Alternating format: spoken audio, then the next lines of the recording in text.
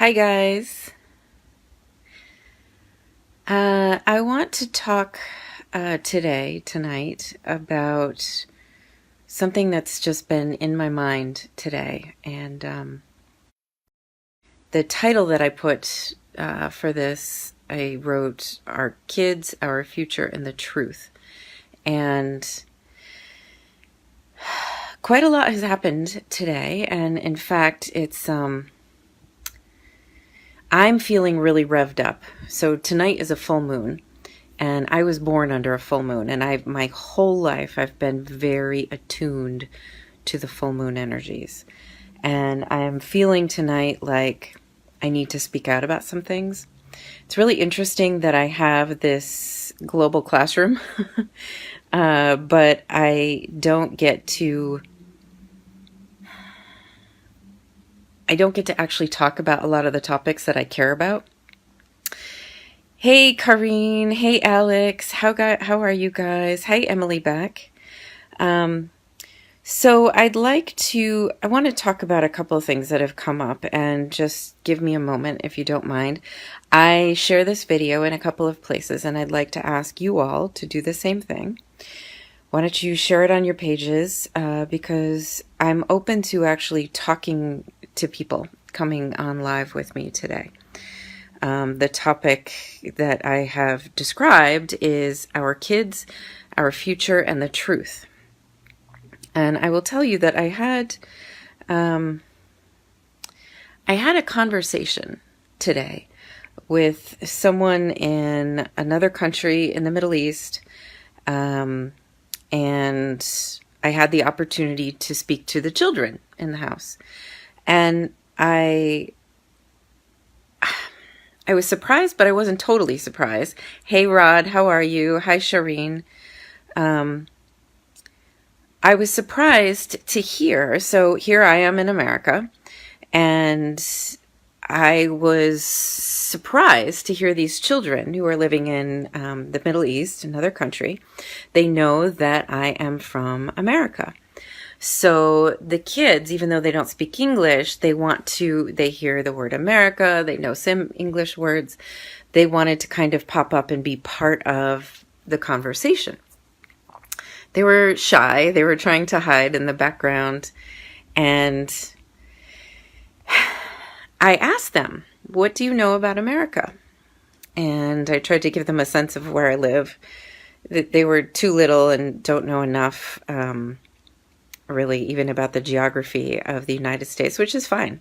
Hey, United States of America has been America-centric on this planet for a long time, and I'm not a fan of that. I love being global and being a global citizen and growing my own network and my own community and the people that I consider family far beyond, hey, Daniel, far beyond our country. So here I was asking these two children, under the age of 12, what do you think about America? And I was simultaneously surprised and not surprised by their answer, because the first thing they talked about is the president of my country. And immediately I continued to talk to the children and listen to what they were saying, the translation. But I was also feeling totally heartbroken, because these are children somewhere in the world who are growing up, under the age of 10 or 12. They're growing up learning that this is what America is. And it's not. Just like your country is not what I have been taught in my country. So, something else happened tonight, which, I don't ever talk about politics. I'm not interested. I think it's a distraction from the truth and taking care of each other. Hey, Phyllis, how are you? And I just saw a headline pop up. I don't watch the news, but I occasionally see the headlines just so that I know I'm on planet Earth still. And I saw that John McCain died tonight. And, I have a different relationship to death and our lifetimes than I think a lot of people do. And when I saw that notification, I just thought, wow, okay. So his journey is complete. This journey is complete. And his journey consisted of many things: going to war, being a prisoner of war, going into politics, working for his people to his best ability. And ultimately, 80 years later, the story's done. So that's it. Our legacy is our lifetimes. And right now there's a legacy being spun. I don't even have a word for it, being spun and then literally spun in the media in my country. That is not the legacy of my country. My country is a place where anyone, I'm not even going to say past tense, anyone can come and can be free from persecution, from religious persecution, political persecution. People are free in my country. It says it in the Declaration of Independence. It says it on the front of the Statue of Liberty. It says it in every single soul, in every single message of the United States of America. But what has happened to my country has deeply damaged what my country actually is in the world. And to hear from a 10-year-old child today, a 10-year-old child in another country, in the Middle East, where they have, good reason to see America as the enemy. What I heard, it's not that I was disappointed. I tried to say, look, I don't like this president, and I have the freedom in my country to say that. I don't think that he is, how did I say it to a 10-year-old? The 10-year-old actually said that he's, how did he say it? He was so wise. You know how kids are just so wise? He said basically that the president of my country is just all hype. He used the word hype. And hey, Mara, thanks for being here. So he used the word hype to describe the president of my country. And I'm like, wow. I'm not interested in teaching a child. I just wanted him to know that I don't believe in war. I don't believe in, the way children are seeing my country from other countries in the Middle East, is that America is, we produce weapons. We create wars. I am someone who is anti-war. I'm not anti-anything because I don't actually believe in fighting anything. But I do not believe in war. I do not believe in weapons. I will never have a weapon. It's not even in my realm of existence. But I know that there are children who are surrounded by weapons in the world. I know that there are children who have no choice but to go into the army in their countries because there's no work. And, I had a little bit of a conversation about what these children dream of for their futures. But the reason I wanted to do this video and talk to you all tonight is that, and it's connected to John McCain dying. So his 81-year story is complete. And there's nothing that he can do or that anyone can do to change who he was, what he did in his 81 years. And when I look at what's happening and when I think about my life, what is my legacy? What am I doing? How am I making a difference? How am I speaking my truth? And my truth is very high in light and love and honor and truth and dignity and integrity. I might have said integrity twice. That's how important it is to me. But, I can do my own self-check, right? I do it all the time. So I don't feel like I need more self-reflection on this. I already give and I teach. I think this is more about thinking about our future and the fact that our future only exists in the minds, in the consciousness and the beliefs and the emotional responses of our children. So, what are our children learning from us? What are they learning from you? And this is why I titled this Our Kids, who I've just talked about, Our Future. That's all of us. Every single one of us will be old someday. And we will be looking to younger generations to help us. If we're sick, they will be our doctors. They will be the teachers of our children. So what are you doing right now to help create the future that we want in this world?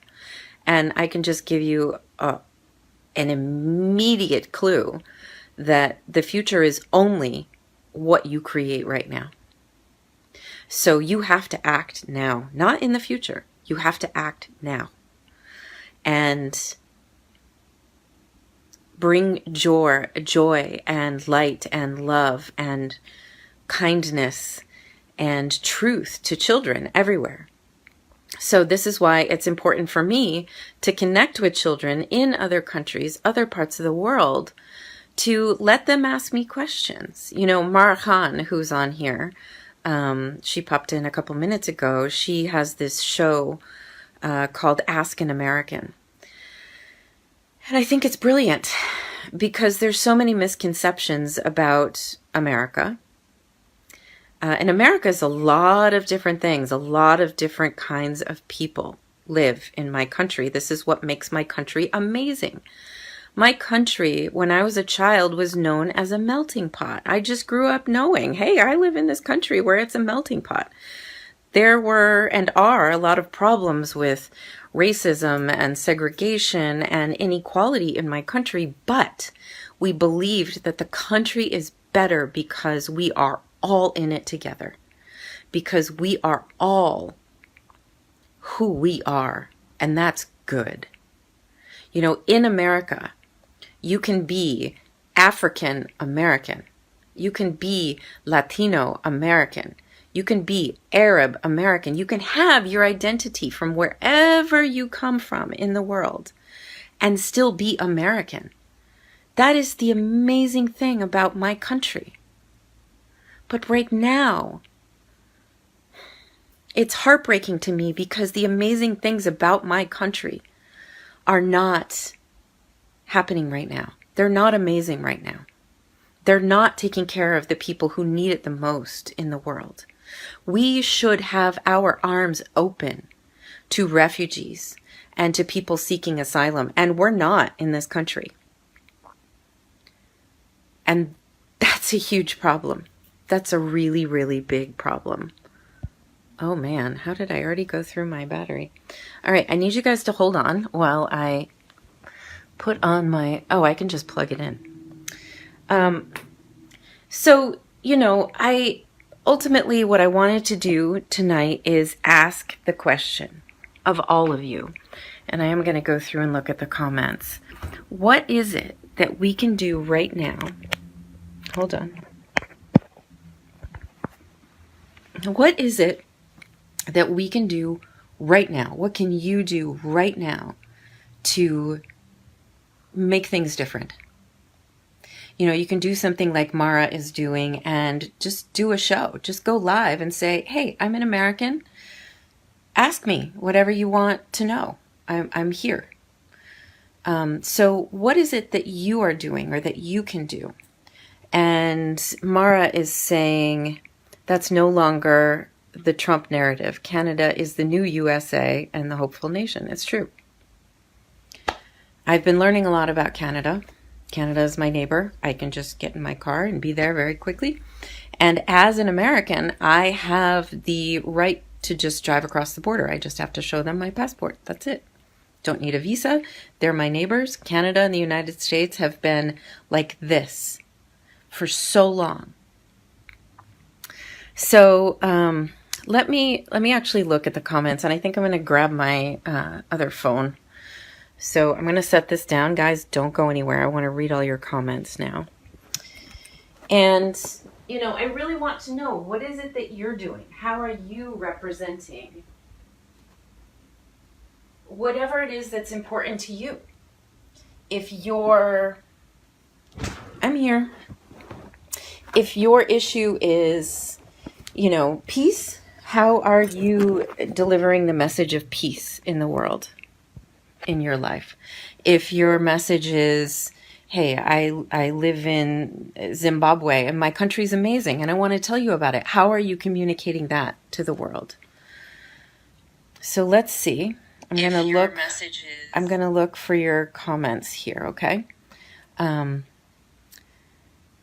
So Fawad Khan says, the problem with the U.S. is what?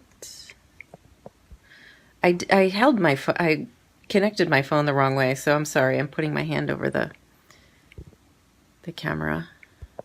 So Fawad Khan, the problem with the U.S. is their policies to the rest of the world, which creates a bad image to the rest of the world. I like traveling everywhere, and everywhere I go, people always complain about American people. You know, I don't want to talk about politics. What I said earlier was not an invitation to talk about politics. I don't believe that any country represents its people. I think people are people. This is why I get to know people in different countries, and I like to know several of them in a single country so I can get a sense of what their culture's like.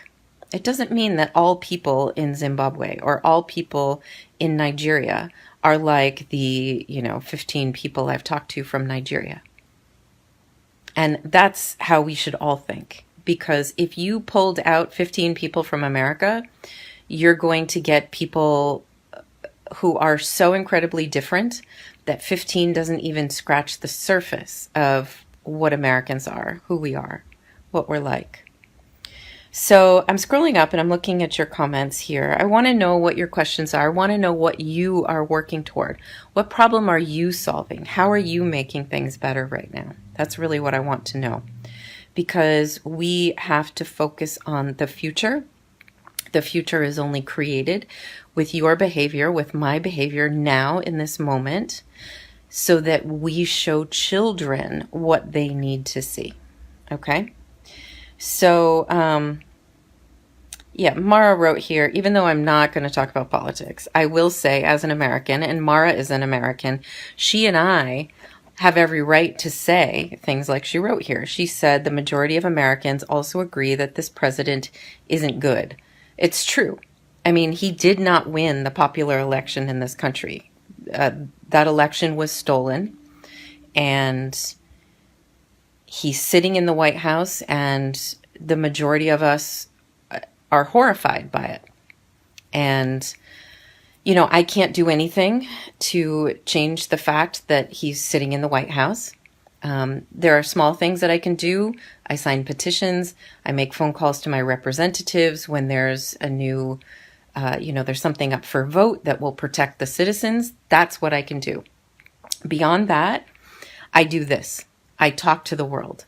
I make myself an example. And probably none of you would assume this, but I am a very introverted person. Extremely private. And it took a lot for me to actually go live on Facebook for the first time. And it took a lot more for me to build my classroom.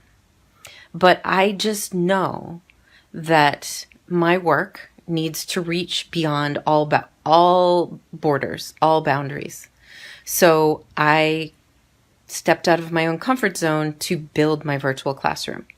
And I have recruited total, a few of them have finished and gone on with other things, but I've recruited a total of almost 20 people to come and volunteer teach in my classroom. At present, I have 14 volunteers who are actively teaching in Amy Carrier's classroom or are in the wings. They're going through the training process and getting set up. So this is what I am doing in action to make the world a better place and show children what they can do also. So let's look at your comments here, your questions. Mara says, we must also be able to listen to other people around the world and open our understanding toward other cultures to have more empathy and understanding where everyone is coming from. Absolutely, Mara. And, this is the future, guys. This is why the last part of my title here is the future. The last part of my title is the truth. Okay. So when it comes to the future, obviously there's no, truth is subjective, but ultimately truth is in the heart. So if you hear something and you don't know if it's true or if you can trust it, you need to check your heart. What does your heart tell you? And your heart is not your head. And I think the biggest problem with almost all humans on the planet is we get stuck in our heads and we neglect to go into our hearts and breathe and connect to the deeper and wiser part of ourselves. Because our brains they're just workhorses. They just work constantly. You just think, figure out ways to solve problems, come up with plans. That's what the brain does. The brain doesn't tell you the truth. The brain will help you to come up with an argument for or against anything, depending on what you want. Do you want your argument to be for a particular political leader or against? Your brain is going to come up with a great presentation for you to make. But it's in your heart that you actually know the truth. The truth. So you have to check your heart and you have to live from your highest truth. And only you know if right now you're living from a place of love or if you're living from a place of fear. If you're living from fear and you know that you are in a position where you're not really the best example for the future, then I hope you will excuse yourself from working with children and mentoring and teaching children until you find some peace in your heart. Okay? So Mohammed Shahryar says, Marhan, just 1 year ago, I had to listen to the news of harassment on the airport all over. The environment is better. Okay. NG Ali says, heart is reeling the truth because it feeds the brain with blood. I'm not talking about your physical heart. I'm talking about your energetic, emotional heart, which we tend to say, if anybody here knows about chakras, your heart chakra is right here in your chest. And, when you pledge allegiance or you say a prayer or you make a promise, you tend to go like this. That is your heart center. Okay. That's what I'm talking about.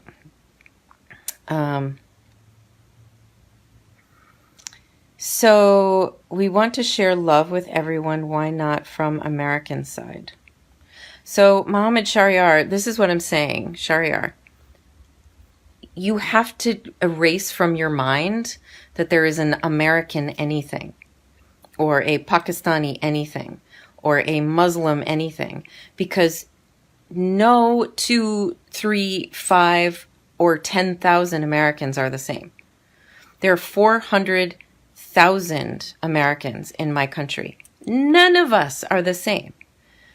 And we're even more dissimilar than most other countries because we have had the privilege of freedom of expression, freedom of religion, freedom of political opinion, freedom of, the right to create the future that you want. We have people converting from this religion to this religion and living in this kind of family situation and then this kind of family situation. There is no standard American anything. So anyone who's watching who thinks that the Americans or American anything, I ask you to please erase that way of categorizing 400,000 people, because you can't. So Mara Khan, she and I have a couple of things in common, but we also have wild differences. She has children. She is a Muslim revert. I think that's the correct way to say it. Is that right, Mara? And from my perspective, I love that she has made these choices for herself. Why? Because this means that she's being true to herself, because she lives in a country where she can do that. And I know that there are so many people in this world, especially women, all around this planet, who do not have the freedom to do the things that Mara has done. And Mara, I'm just going to use you as an example because I do think a lot of people know you and you have talked about these things publicly. So I'm not really calling anything out.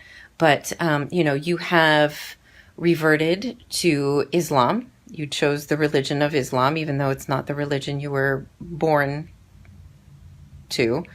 And you also chose your children. So you made choices that in this country you can do. I can do. Anybody can do. But you and I both know that around the world, there are a lot of countries where our sisters could not do either of those things that you have done. I'm glad you're always happy to be used as an example. And this freedom that we have in America, this is now what those of you outside of this country can't see, is the utter chaos that's happening inside my country. It's kind of like as soon as the last election was called, I will tell you that in this country, most people, we were in shock and we were horrified. And we did not know what was going to happen. I mean, there were so many huge fears that were happening. And some of them actually started to happen. But we did not know. And now, here we are, whatever, a year and a half, more than a year and a half later. And it's kind of like all of America has been thrown into a blender. And the blender has been turned on. And everything is getting mixed up. And there's no standard anything in this country right now. We are seeing more of our judicial system functioning in a very different way, where judges in different states and at lower levels are actually pushing cases. Thank you, NGLE. Judges are actually pushing cases and calling out things as being unconstitutional from, a federal judge in California or a state judge. Our judicial system is rising up, even though these aren't people at the government, the American government level. They're at the state level. They're rising up and they're saying, no, I'm going to open a case against this. I am going to, get involved. I'm going to stop this. And the way America works is when we hear of someone doing something right, to change things, to help people, so many of us will rise up and get behind that movement. And there are countless movements happening in this country right now. I know one that I care about very, very much. Mara's saying that she's lost hope for the future functioning well for a long time. It's really hard for me because I think a lot of you know that for years, years before, I think it goes back to 2015, I started working on the Syrian refugee education issue crisis. And it's something that I started learning about. And then I became very disheartened that in my country, nobody was talking about Syria. Nobody. And then I would make Syrian friends around the world and I would ask them what's happening and I would get different stories from everybody. See what I'm saying? This is exactly what I'm saying to you guys, that there is no one truth to any country. There is just one truth inside the hearts of individual people, which is why we all have to connect with each other as people, not as I'm an American, you're a Pakistani, you're Filipino. That's not how we connect. I connect. I am Amy. Who else is here? I'm Amy.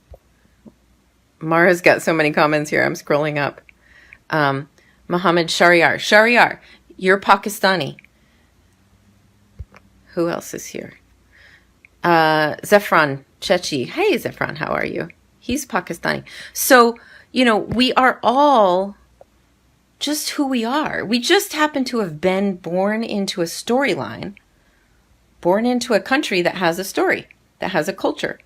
And in some cases, like Pakistan, has a dominant religion. There is kind of a dominant religion here in my country, but not in the way you think. There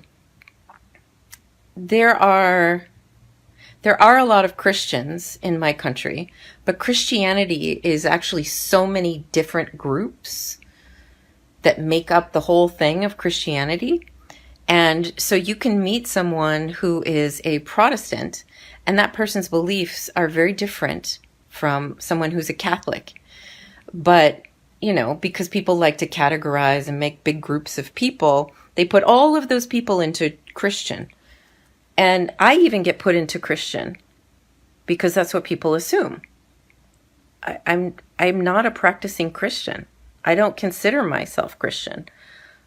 I've lived a life and traveled a journey where I have spent,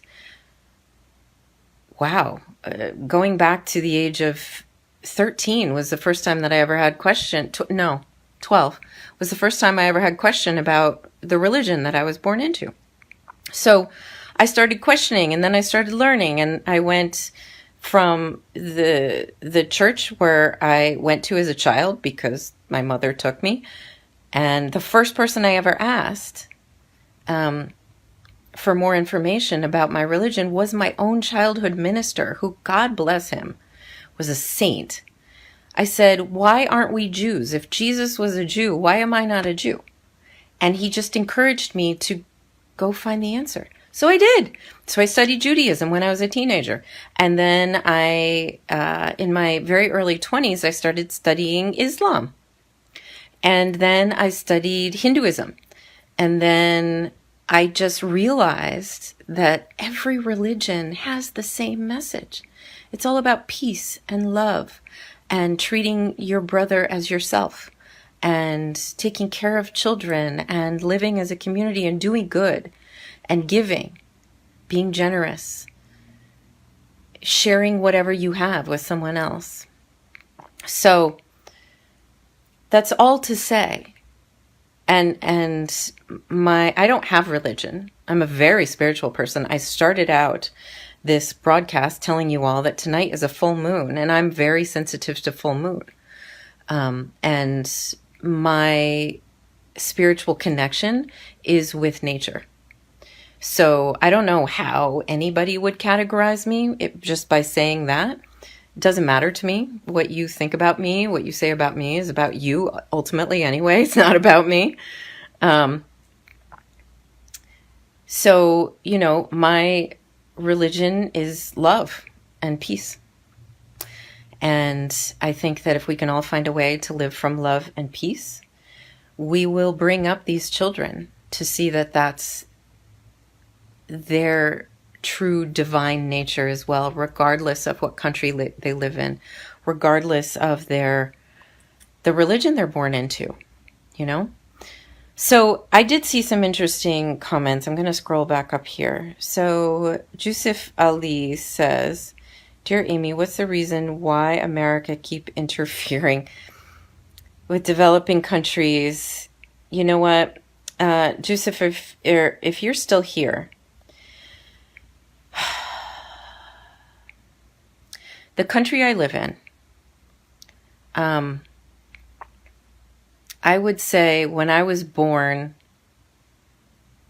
It's really hard to say, but in the last 30 to 40 years, the United States of America went from being, kind of a helper, a protector in the world, kind of like a strong big brother who wanted to come and just help, to realizing that capitalism allowed for tremendous wealth through the industry of war. So there are very, very dark, when I say dark, you can think of whatever that means to you, unethical, evil, bad, people, companies are doing things, making weapons in order to sell to other countries because the war industrial complex makes money. That's just how it goes. There are millions and millions and millions of people starving to death in this world. And there are billion-dollar warplanes that have been produced and just sit in fields and are never used. Billion-dollar technology, just never used. So to answer your question, what happened to America? America got swallowed up. The beauty, the amazing things about America got swallowed up by greed and corruption and a very imbalanced sense of capitalism and entitlement. It's heartbreaking. I've seen it here in my country. I have worked my entire career in education in the United States of America with the most impoverished cities, states, areas in my own country where children are starving to death, where it's third world conditions in the United States of America. You never see that on your news. You just never see it. But there is poverty. There are entire sections of this country that are so impoverished and so they lack education, they lack electricity, they lack running water. You can, if you're interested, you can look up Appalachia region in the United States of America. It crosses a few states and it's very, very, very poor. So, when you look at the fact that the problems that America, the military industrial complex from America has decided to just go sink its talons into elsewhere in the world, it's just capitalism gone wrong. So what we know now is that everything is falling apart. Capitalism is falling apart. It doesn't work. Because what's the end game? That 1% of the humans on the planet or 0.1% of the humans on the planet have all of the money, and then the other 8 billion of us have nothing? Come on, that's first of all, it's not sustainable. Second of all, it's insane. Third of all, it's what we're seeing. It's like the curtains have been thrown back and the lights have been turned on bright, and now we're all seeing this. It's always been here. It's always been here. But now we're seeing it so that we can fix it. And NG Ali says, I don't trust the media. I have to see the truth through my own eyes. NG, that is the best thing you can do. And I know you can't get to my country, but you can talk to me. You can talk to Mara, and you can talk to a whole bunch of other Americans. Joseph Ali says, thanks for considering my question. You're welcome. He says, real religion means showing love and respect, irrespective of color and race. Yes, color and race and other religion and, location in the world and ability and disability. Absolutely. Because we are all the same. We're all completely the same. We are, if you take off all of our jewelry and all of our decorations and all of our citizenship, and all of that. We're just all humans walking around in these, these bodies that, if I hit it hard, it hurts. If I cut the skin, it bleeds. If I bump something, I'll get a bruise. If someone is terribly mean to me, it might hurt me. I might cry. The same thing happens to you. We are just human beings. We are just human family, which is why we have to come together as a human family and then show this love that I'm showing to you and you're showing to me in this interaction right now. Show this to our children so that they can see that this is the reality of what's happening in the world, not what children are hearing on the media that their parents are watching. A 10-year-old's mind hearing about Trump on the news somewhere in the Middle East. I can't even imagine what's going through his mind and what he's thinking and what he's seeing with all of the war around him, or all of the weapons that he sees, or all of the suffering. What is he learning?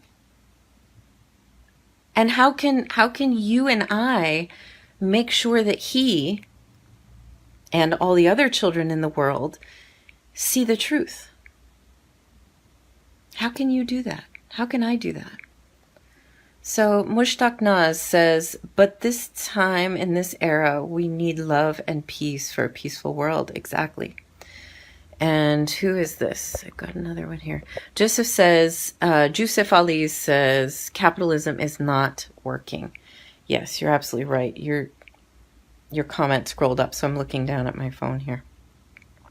Capitalism is not working well. It just doesn't work anymore. It might have worked. It worked a while ago, a few decades ago. All human beings equally deserve the world's resources. Yes, I agree completely. There's plenty.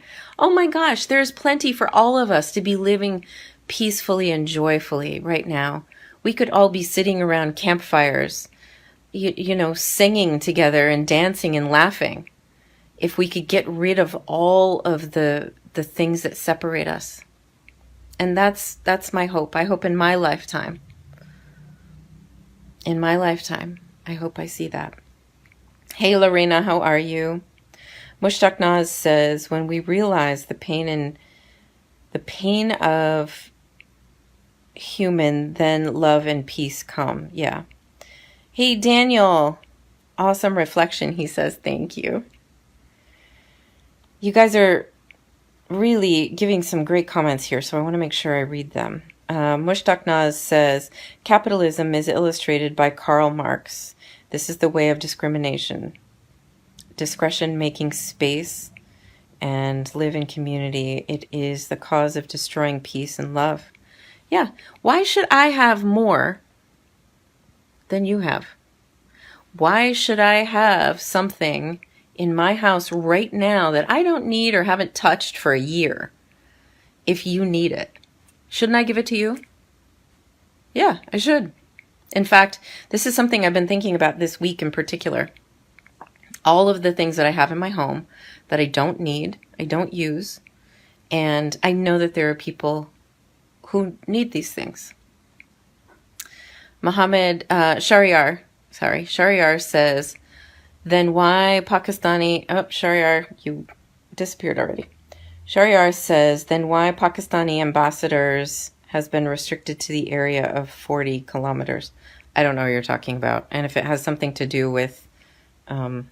I just don't know what you're talking about. I'm sorry. You can explain that if you want. I can't answer that. Michael Cillian, how are you? Michael, we're talking about the future. That's your favorite topic, my friend. And in particular, I'm talking about how do we make sure that our children see the peace and the love that we can build together between me and you right now. How can we make sure that children see this so that we don't have children growing up believing the things that they're hearing? And Michael, This all started because earlier today I did a video call with someone in the Middle East and talked to two children that live in that household. They don't speak English, so it was all through the translation of the person I was talking to. And these two children were 10 and 12 years old, and they heard that I'm from America, so they wanted to talk to me. They were actually kind of shy. But they wanted to say what they knew about America. And the 10-year-old actually said that the president of America is all hype. I'm like, oh my God. Oh my God. First of all, yeah, he is. Second of all, it just left me like for hours. What are children in this part of the world? How are they perceiving Americans when all they see on their news is the chaos about Trump and what his administration is doing on the planet? Not America, not Americans, his administration and that crazy insanity that's happening. Because, by the way, I will just say again for all of you, the majority of Americans do not agree with anything that is coming out of the White House. What is coming out of the White House is an abomination. It is embarrassing, and it does not represent us as individuals. So as individuals, I am encouraging my fellow Americans to rise up and say, this is who I am. This is my truth. I'm going to connect with you and love you so that you can see the truth and not just what you're getting on your media, which was the other part of my reason for doing this tonight, because whatever you're watching on your television is totally manufactured and it's all theater. So turn off your television and turn on a live video with someone who you can actually talk to and get some sort of insight that way. And then listen to your heart and say, what I just heard, does that feel like it's true to me? Okay, there is Shahryar again with his comment. In U.S., Pakistani ambassadors are banned to travel without permission of government. I have a hard time believing that, frankly, because I live in a city that's full of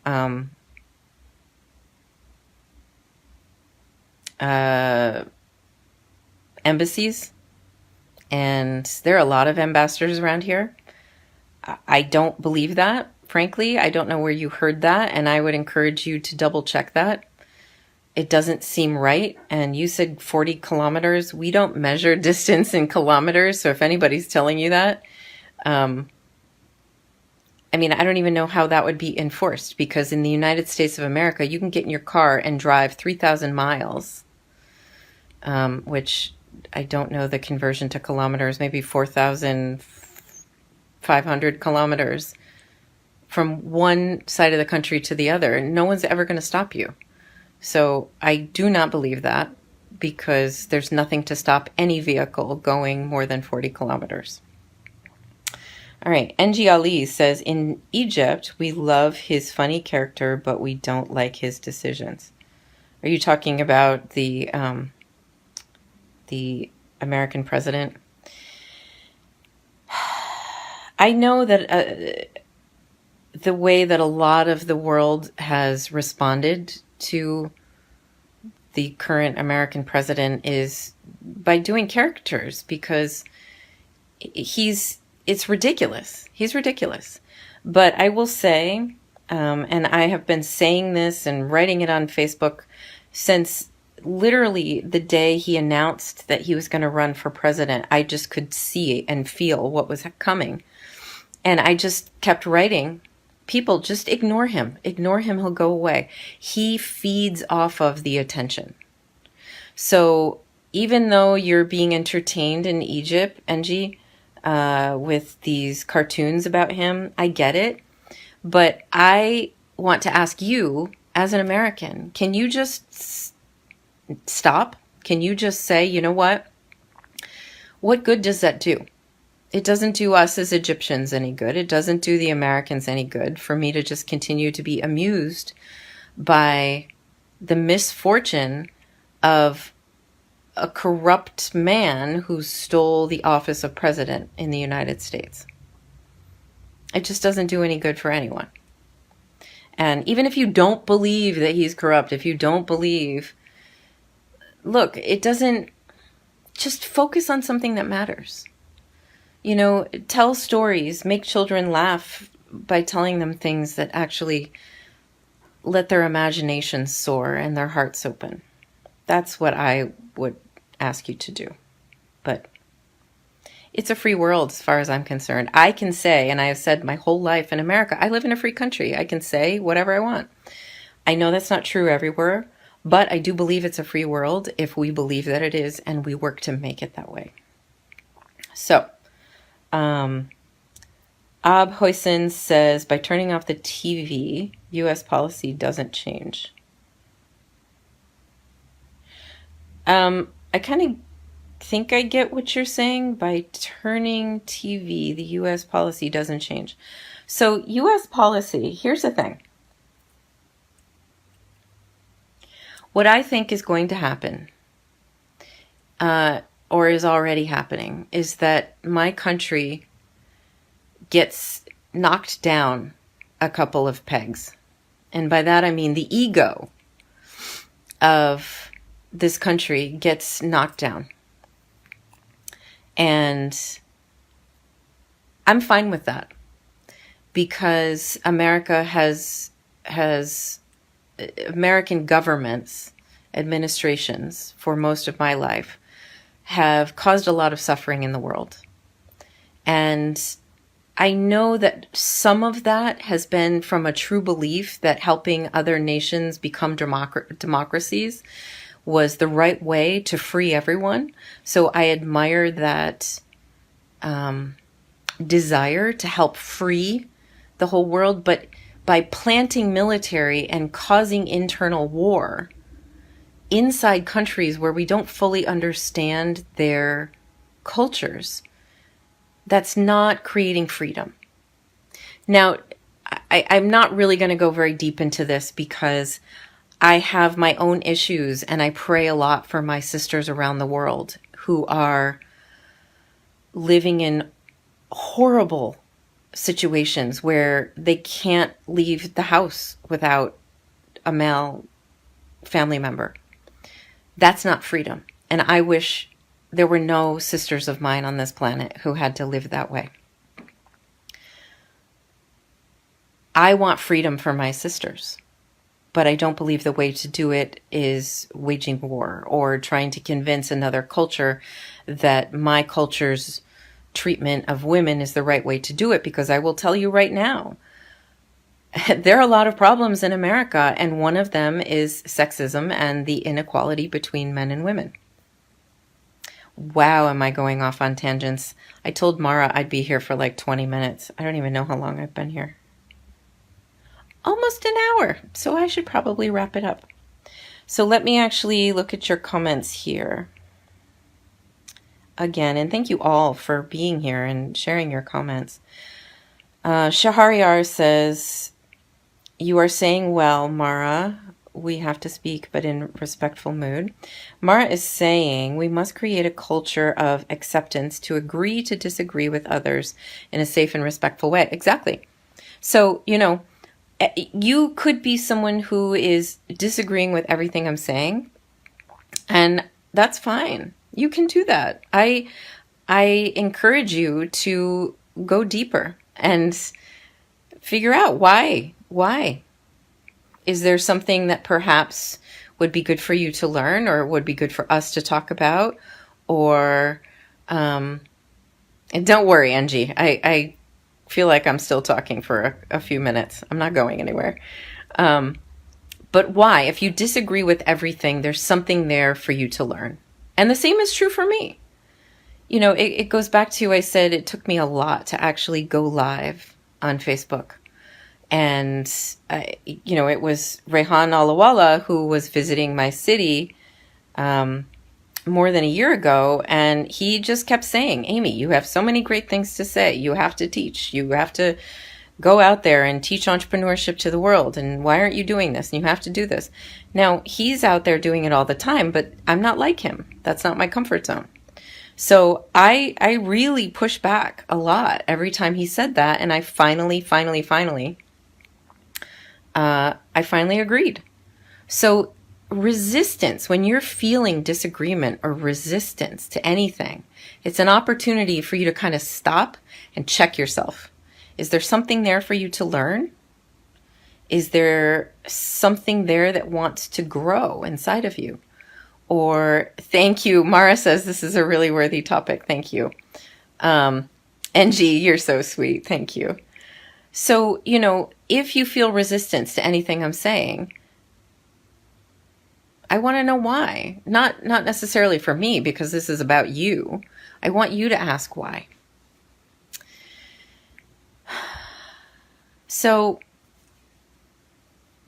yeah, actually, that's a good tip. I should probably talk about it in my classroom. That resistance, when we feel resistance, it's an opportunity. It's kind of like, think of it as a flag that's just flying up and saying, okay, I need to pay attention to this thing. I'm resistant to it because I don't know why. Let me sit with it. Let me think about it. Is it something, I'll use the example I just used with Rehan pushing me to do live video. And I met him over 4 years ago. And 4 years ago, he was trying to get me to just record videos and post publicly on my Facebook, and I just wouldn't. So what was my resistance, ultimately? I kind of have a concept of it, but I've never actually sat down.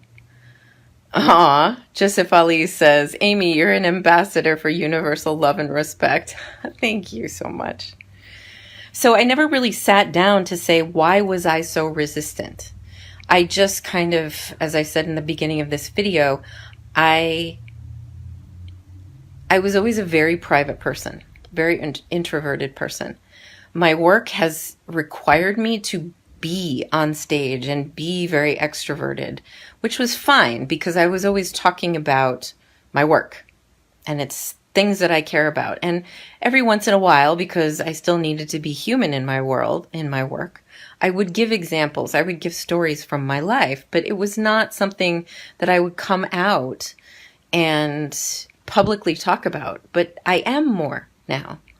So my resistance was because I wasn't comfortable going on camera, because I didn't want to go live perhaps and not be, hey guys, you're with me when I'm kind of getting a revelation. I've always been a very organized person. I was a teacher professionally. I build systems. So I have to understand the whole process ahead of me. I have to have a whole plan. So that whole plan then makes me feel safe. I know what I'm doing. I know where I'm going. Now, however, coming on here, I don't have a plan. I don't have a script. I don't have curriculum. I'm just here. And I've kind of moved from one place of how I used to be to the place where I am now, where I just trust myself that I will talk about the things that are important to me, and it'll come out and it will reach the hearts and minds of the people who will benefit from hearing it. Does that make sense, guys?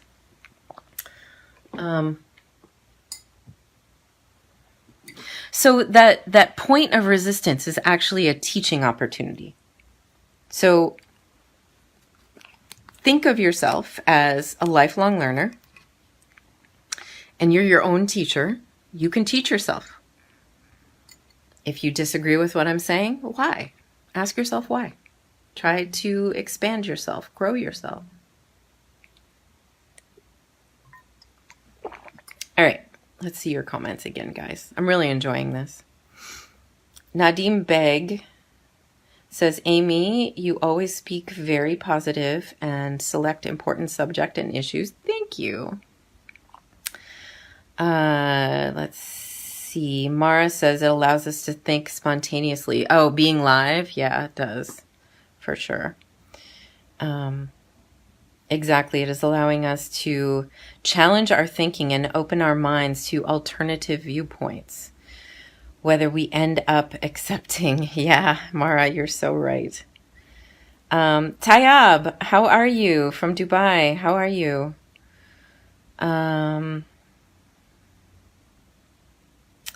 So Shahid Siddiqui says, really, I need to know more about it exactly. I don't know what you're talking about with that comment.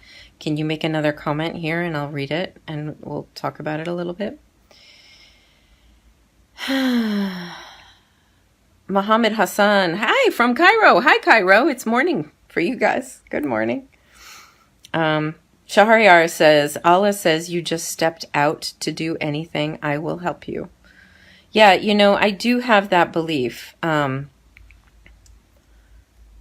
Excuse me. I do have that belief that if we are good people and we believe that we are here to do good, I do believe that whatever you believe, God, Allah, the universe, Great Spirit, that's my lineage is Native American. Native Americans call all that is, or God, they call it Great Spirit. I often find myself talking to Great Spirit because that's in my DNA. So I do believe that God, universe, Great Spirit, Allah will provide you, if you come from a place of love and integrity and honor, will provide you, bring the things along your path that are yours to help you do your work in the world. Mohammed Hassan from Cairo says, yes, it's morning now. So really quickly, are you guys all in my virtual classroom, Amy Carrier's classroom, if you're watching this? You're asking really incredible questions, and this is the kind of dialogue I want to happen inside my classroom. So if you're not, this is your invitation. Please join, and please be part of what we are doing in the classroom. You can come learn leadership skills, business skills, career skills, confidence building skills, entrepreneurship, whatever you want to learn. I am finding experts to volunteer around the world to teach you. I believe that we can all help each other, and you don't need to pay for everything. So it's literally what I've been doing with all of my spare time over the last year now. So go be a part of it. It's just Amy Carrier's classroom on Facebook. And I think Mara just put up a link. I think that might be my classroom. You can just go to, she put up facebook.com/groups/Amy Carrier's classroom. That's a really easy way to get there. So Joseph Ali says, when you just make an intention to do good, you are rewarded for that. Yeah, and Joseph, I would say it's not just that you're rewarded, you're given the tools you need to actually do that work. The doing of the work is the reward itself. It's not like you get $1 million and then you just get to sit down and watch television for the rest of your life. We are all here to change this world right now with all of the problems that are surfacing. And that's the thing. They've always been here. They're not new problems. They are just surfacing. And they are surfacing for us to fix. So how do we solve all these problems? We do it together. We create this global community, this global family. Shahryar says, I should make a group on WhatsApp. Thank you. I appreciate that. I cannot take one more thread on WhatsApp. So that's my classroom, my friend. If you're in my classroom, you will get me, you will get access to me and my 15 other experts. They will all respond to your questions in my classroom. And we do it that way so that everybody can learn. So I highly recommend for you to join right now if you're not already. Yes, I do have a YouTube channel. It's called Amy Carrier Empowers. I highly recommend that you go there actually because I'm working, my assistant's actually helping me. She goes, Amy, you have so much valuable free content on YouTube and I only have 400 subscribers. Oh my God, help me. I only have 400 subscribers, so she's actually helping me figure out how we chunk out pieces of it and then monetize it. So go get it for free. Go to Amy Carrier Empowers on YouTube. I'm loving your comments, guys. Hey, Mara, are you able to come live with me or not yet because you're still at work? Tell me in the comments, please. Hey, Tahir Chowdhury, how are you? Jusuf Ali says knowledge only is a power when it is taught and spread positively. Okay, yeah. And remember, knowledge is nothing without action. You have to actually apply your knowledge. Otherwise, it's just theory. It's just a concept. And, all right, any other questions, thoughts on this? I would love to answer another question. Shariar says, Jusuf Uncle, you agreed with Naya Pakistan. I guess that's private. Mohammed Hassan says, I'm going to advertise my channel. Yay! He's going to advertise my channel, Amy Carrier's Classroom. Please do. I definitely want more people from Egypt. I've got a couple of people in the classroom from Egypt. What my goal is to have an ambassador from every country. So maybe you will be this ambassador to bring in all of your contacts, all of your friends into this free global classroom. We have 98 countries represented in my classroom now.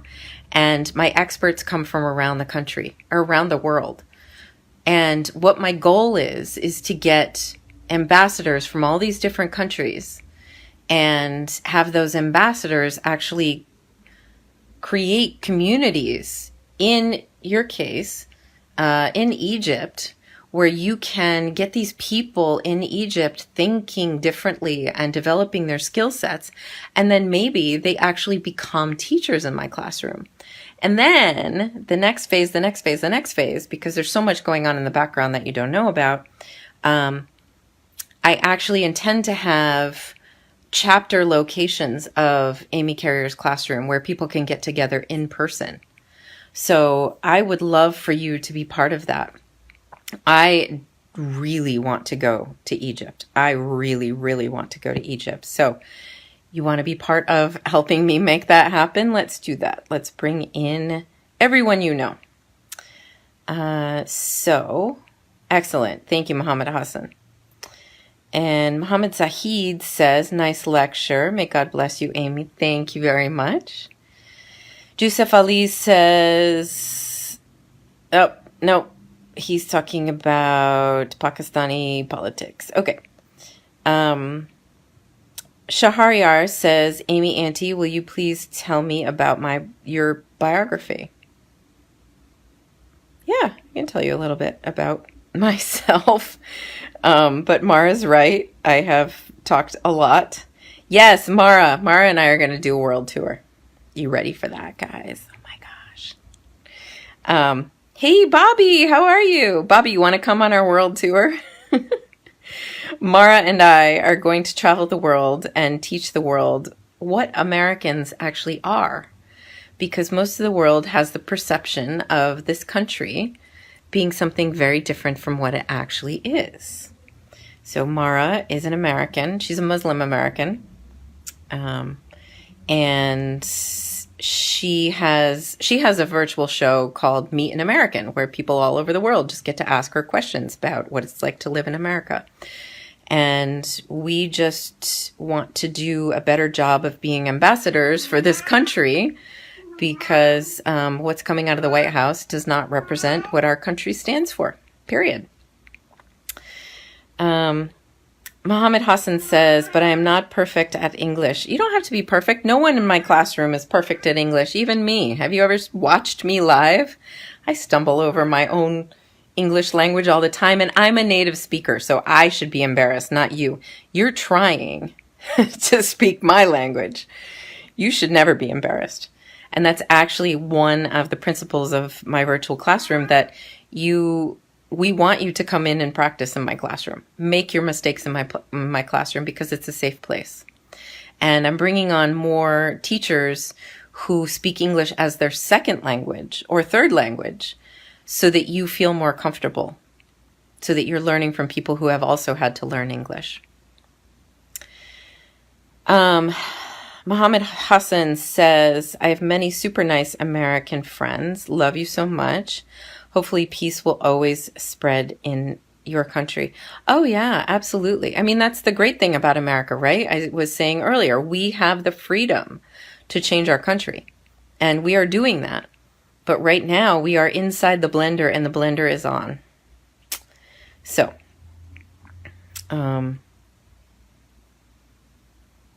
yeah, okay. Mark Han is giving you feedback, Mohammed, that you're doing great. So just take the feedback that you're doing great, my friend. And Jusuf Ali says, we await you to receive you happily and warmly when you go for a world tour. Oh, Mara, we should totally do this. That would be awesome. All right. So it looks like we have some fans, Mara. They want us to come. And this was a very unexpected, impromptu conversation I had tonight, and it's gone a lot longer than I thought. But I think those of you who joined me got something out of it, and that really makes me feel wonderful. You know what? I'm going to, why does it want me to tag PJ? Is PJ here?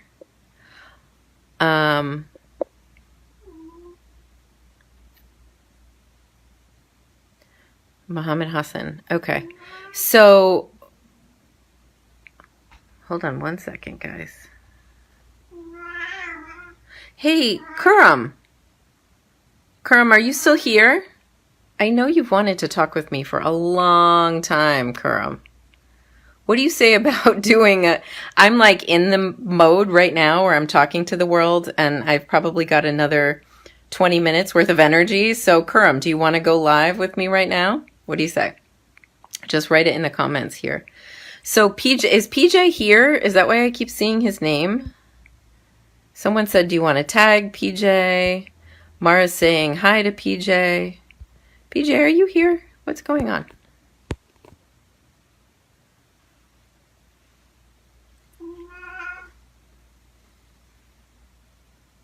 Malik Tahir says, very true message. Appreciate it. Thank you.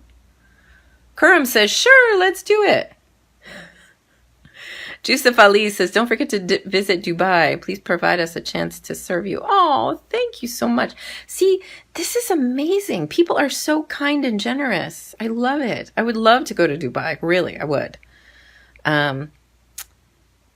So, Kuram, I don't know. Should I just add you live here? Let's do that. Then we'll just separate it out, and I'll have my assistant cut it into 2 videos. What do you say? Or those of you watching, do you want to see what Kuram and I are going to talk about? Yes? Yes? I'm seeing hearts. I don't know who's giving the hearts. All right. I don't see any more comments. So guess what, Kuram? You are coming in, my friend. All right. And we are at like... Whoops. I can't do that. Hold on, guys. I might be more tired than I think I am. All right, we're at 1 hour, 13 minutes. Oh my gosh. So thank you all for being here. Thank you for being part of this. I think that this was a really important discussion that I did not anticipate. So I'm both honored and really happy that you are all here, that you stayed, and that you shared your thoughts and asked your questions. And on that note, I am going to bring in Kuram, and we are going to just start a new conversation. And it will probably be my cat meowing because he's hungry, or me feeling really tired that actually decides how long my conversation is going to be with you, Kuram. But I think we should do it. Your face just popped up. I know you've been trying to get time with me, so let's do it. Hey, Payush, good morning. How are you? Jusuf Ali says, would be a great pleasure to receive you and serve you. Thanks for accepting my invitation. Oh, thank you. So, Jusuf, please join my classroom. I think maybe you're in my classroom, but I don't see you active there very much. Shahriyar says, thank you for sharing your love. Oh, thank you. Thank you for seeing my love as love. That means it's in you as well. So please just go forward and share it with the world.